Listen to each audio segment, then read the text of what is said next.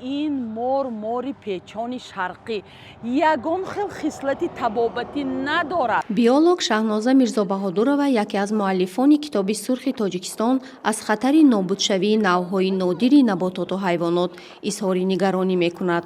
яке аз чунин ҷонварон мори печони шарқӣ мебошад, ки дар марҳилаи нестшавӣ қарор дорад.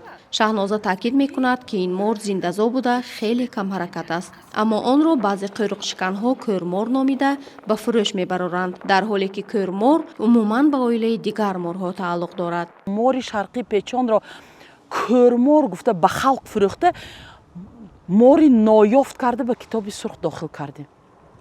дар ҳадди нестшавӣ қарор дорад.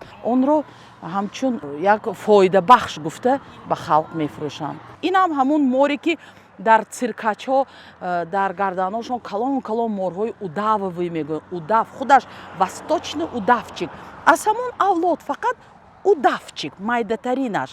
Я вижу пока двоих. Там тоже 3 гнезда, очень отрадно.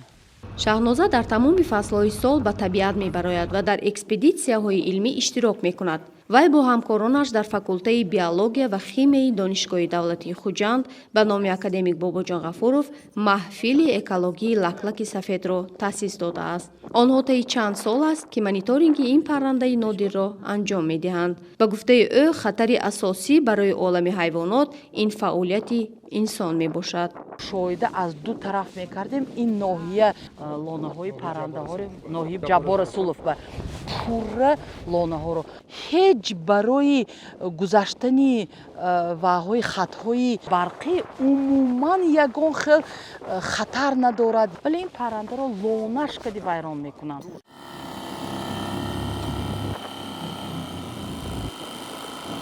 сирдарё бо ҳайвонҳои нодираш машҳур аст. барои ҳифзи моҳиҳо, аз ҷумла дар мавсими тухмгузорӣ, аз моҳи март то июн сайд манъ шудааст. аз 14 намуди моҳиҳои нодире, ки ба китоби сурхи Тоҷикистон шомиланд, 12 адади онҳо дар Сирдарё зиндагӣ мекарданд. моҳишинос Ғафур Каримов мегӯяд, ки тағйирёбии иқлим ба организмҳои обӣ таъсири ҷиддӣ расонида, вазъиятро нигаронкунанда сохтааст. мушоҳидаҳои пеш моҳҳои март ёки апрел дар ҳарорати 16-18 градус ба афзоиш сар кунанд, ҳангоми зимистон агар ғадудҳои ҷинсии онҳо то дараҷаи расиши стадии гӯем ки 4-5 ба расиш нагузаранд, онҳо афзоиш карда наметавонанд. бинобар ҳамин ҳарорати об, тағйирёбии иқлим албатта ба расиши афзоиши ояндаи моҳҳо таъсири худро албатта мерасонад. шаҳноза Мирзобаҳодурова, ки ҳамзамон вакили халқи шаҳри Хуҷанд мебошад, дар бораи фаъолияти муҳими илмӣ маълумот медиҳад. ба гуфтаи ӯ, бо ҳамкории олимон дар болооби баҳри Тоҷик парваришгоҳе барои омӯзиши ҳайвоноти нодир ва макони тухмгузории онҳо таъсис ёфтааст. шаҳноза зикр мекунад, ки бархе аз намудҳои ҳайвоноти зери таҳдид, аз ҷумла тазарв, ба таври сунъӣ барқарор карда мешаванд, зеро тазарвҳо ба оилаи мурғҳо мансубанд. ҳар як намуд дар табиат ҷойи мушаххаси худро дорад.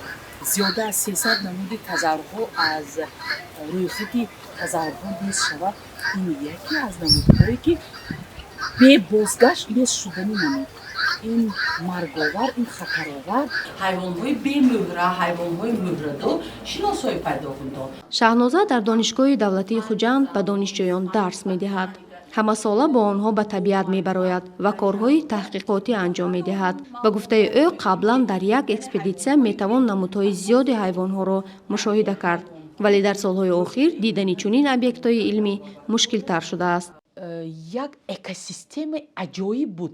як саксаулник тагаш ба мор медидим, калтакалоса медидим, агама медидим, дута сета объекти китоби сурха медидим.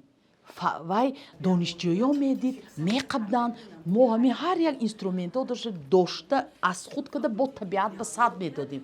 ҳамон вақто экспедитсия мерафтем, як илоҷи медидим парранда, як чанд намуди хазандаҳо, круглоголовка, лӯндасараки Сайдалиев, вай ҳамин почакатон монд ки аз таги почакатон 7-8 аз даруни регзораш мерафт. ягон дона Мирзо Баҳодурова мегӯяд, дар нашри якуми китоби сурхи Тоҷикистон, ки танҳо як ҷилд дошт, 162 намуди ҳайвонот ва 226 намуди рустаниҳои нодир ва зери хатари маҳвшавӣ сабт гардида буд. Нашри дуюми китоб, ки аз 2 ҷилд иборат аст, шумораи ҳайвонотро то 222 ва рустаниҳоро то 267 намуд дар бар мегирад. Ӯ таъкид мекунад, ки афзоиши ҳаҷми китоб гувоҳи он аст, ки гуногунии биологӣ зери хатари ҷиддӣ қарор дорад. Ин вазъ метавонад боиси халалдор шудани занҷири табиӣ ва аз байн рафтани тавозуни экосистемавӣ гардад. агар соли 97 26 намуди парранда дохил шудагӣ бошад, соли 2000 аллакай 25 43 намуд дохил шуданд. Парранда 4 намуди моҳӣ дохил мешуд соли 97, 14 намуди моҳӣ дохил карда шуданд. ҳамин хел хазандаҳо, ҳамин хел ширхӯрҳо, шумораи ҳайвонҳо рӯз аз рӯз кам шуда истодааст. гармшавии иқлим дар тенденсияи ҷаҳонӣ рафта истодааст. обшавии яхҳо, ин дар тенденсияи Тоҷикистон ҳам таъсир расонда истодааст. локин инро якбора пешгӯӣ карда намешавад. ақаллан 4-5 соли мониторинг ба мо ягон имконият медиҳад, ки ин намудро ё таъсири иқлим ба ҳамин намуд таъсири манфӣ расонд. Дар донишгоҳи давлатии Хуҷанд ба номи академик Бобоҷон Ғафуров осорхонаи хӯсаҳои ҳайвонот мавҷуд аст, ки аксари онҳоро олимони ҳамин донишгоҳ ҷамъоварӣ ва омода кардаанд. Шаҳноза ин хӯсаҳоро ҳанӯз аз хурдӣ мешиносад. Падараш паррандашинос Раҳмон Мирзо Баҳодуров паррандаҳои шимоли Тоҷикистонро омӯхта, ба илм 245 намуди онро муаррифӣ кардааст.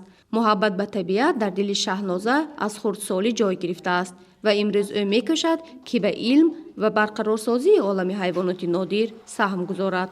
барои барқарор кардану аз нав олимони тоҷики ҷавонро бедор кардан, фаъолияти пурсамар барои доштанашон якчанд фаъолияти калон кардан дар кор барои вай донишгоҳ.